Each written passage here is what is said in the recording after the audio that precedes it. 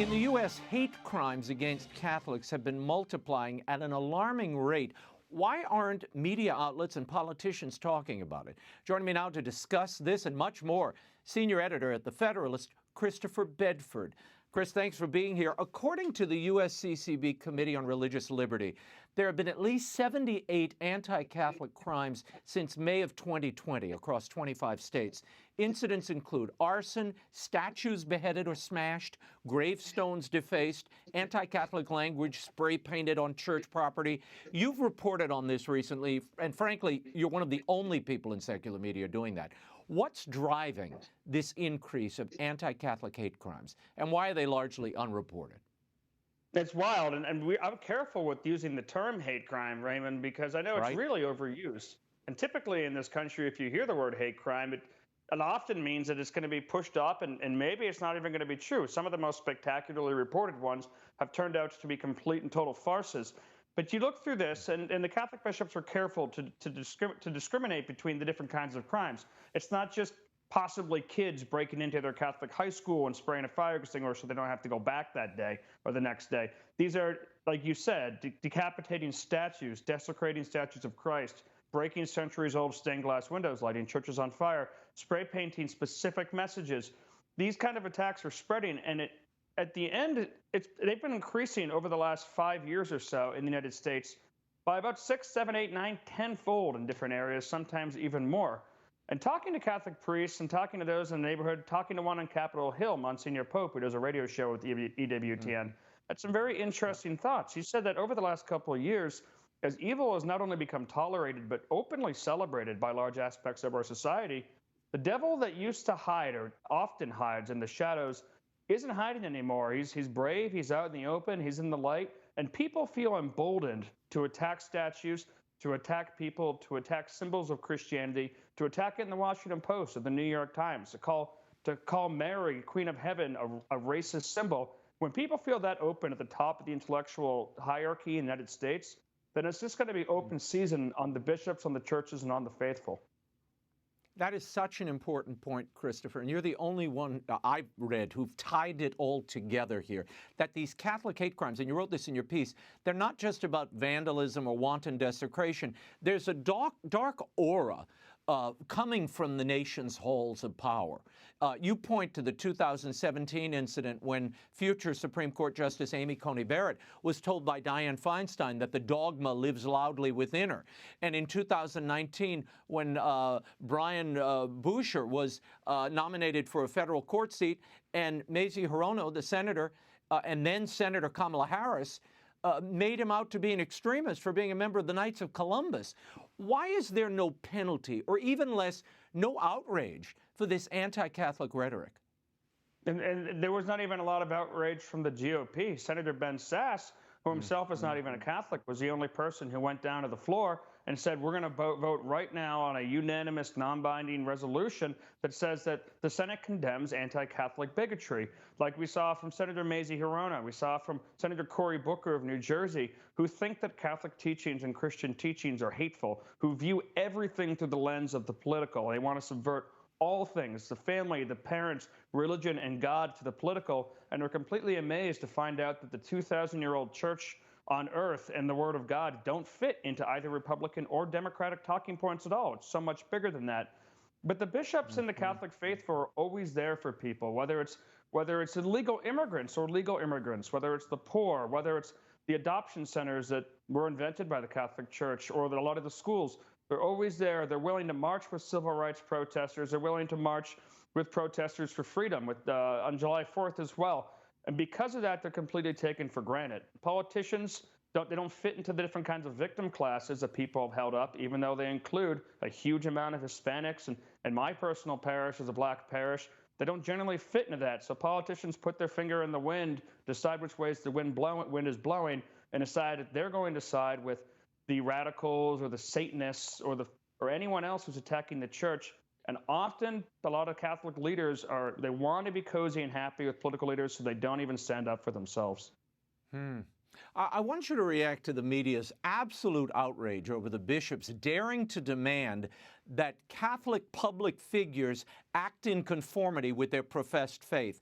Watch this reaction to the bishops authorizing a draft document on the sacrality of the Eucharist.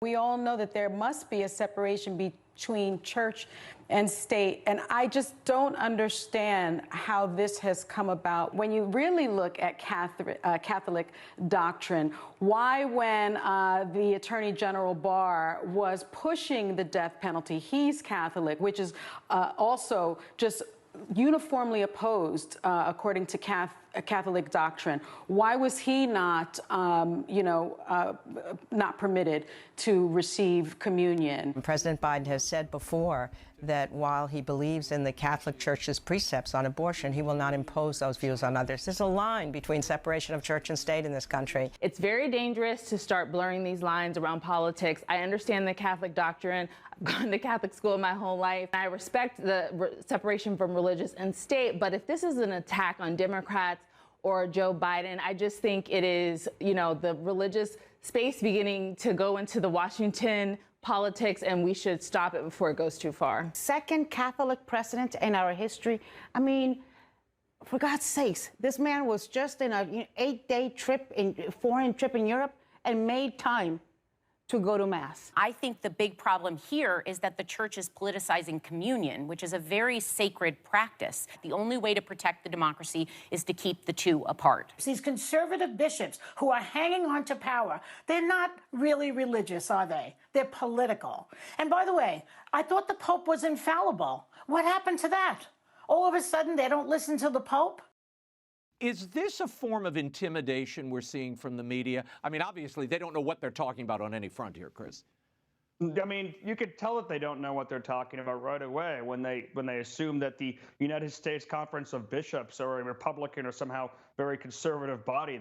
The New York Times called them an ultra-conservative body. I mean, when you have Meghan McCain as the only voice of reason there, standing up for the Catholics on The View, it was really wonderful to see.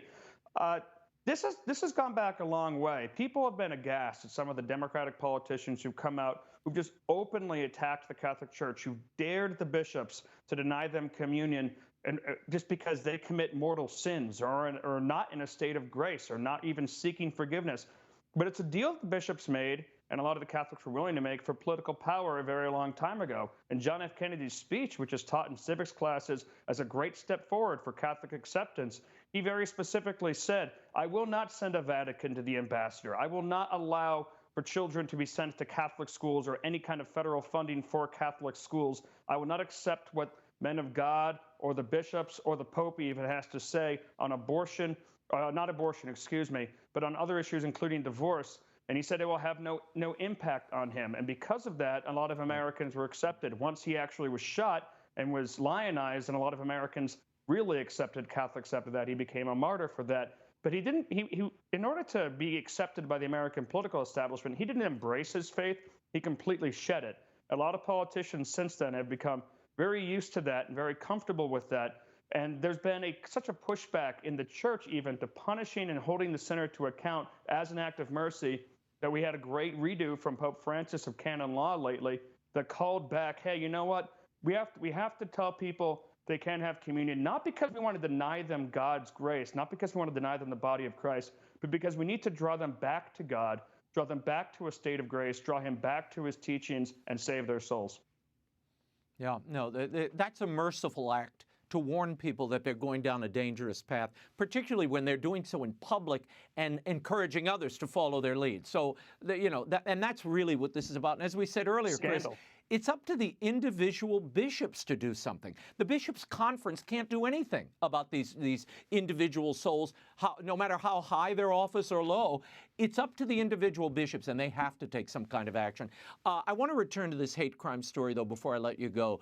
In Europe, it's a wildfire of anti-Catholic acts, hate crimes, more than 100 in France alone. Now President Macron in France is trying to redraw the line that separates religion and state. Macron submitted a bill to the parliament called the Law Reinforcing Respect of the principles of the Republic that would empower the government to permanently close houses of worship and dissolve religious organizations without court order if it finds that any of their members are provoking violence or hatred. Now, the law is being submitted because of Muslim extremists. Your reaction to this law? These are the kind of things that spread beyond that. The French Republic does not have a huge amount of respect whatsoever for the Catholic faith and long hasn't.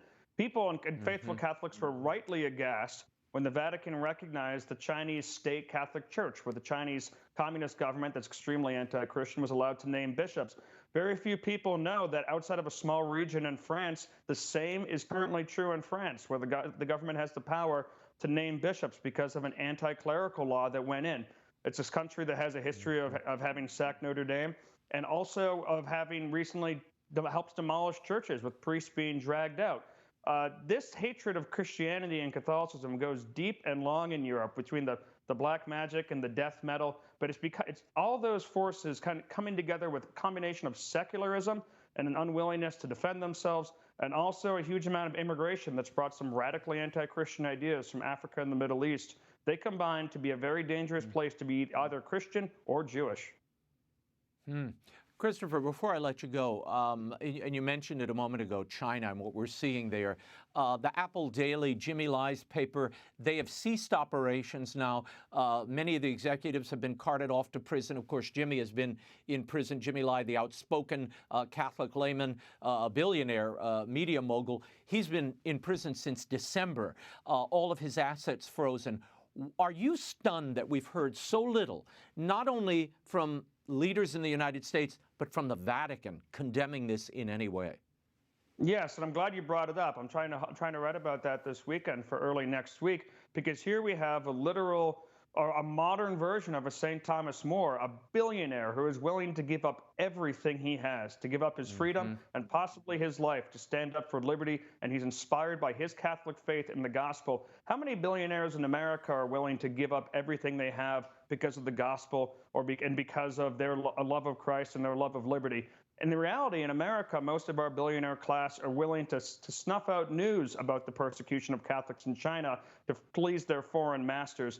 And we see the same thing a lot of times, unfortunately, a lot of politics with the church, which is far too willing to make compromises, forget saints, forget martyrs, and forget bishops who have been killed by the Chinese communists in the name of somehow making peace with a religion that wants to devour us, or with a state that wants to devour us.